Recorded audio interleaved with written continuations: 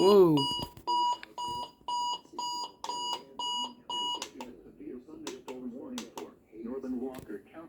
Southern Winston County in northwestern Alabama until 10:45 p.m. Central Daylight Time. At 9:15 p.m. Central Daylight Time, a severe thunderstorm was located near Eldridge, or 7 miles east of Winfield, moving east at 35 miles per hour.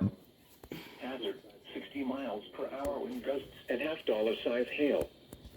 Source, radar indicated.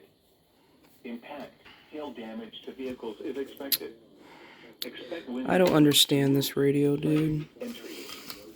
Locations impacted include Curry, Camp McDowell, Maple Branch, Lynn, Smith Dam, Ashburn, Little Dismal Creek, Coon Creek, Poplar Springs, Cedrum area, Holly Grove, Howellville, Lupton, Bible Branch, Townley, Carbon Hill, Eldridge, Wilson Bend, Devil's Branch, and Kansas.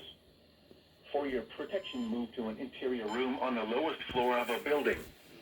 Repeating, a severe thunderstorm warning has been issued until 10:45 p.m. Central Daylight Time for the following county: Walker, Alabama,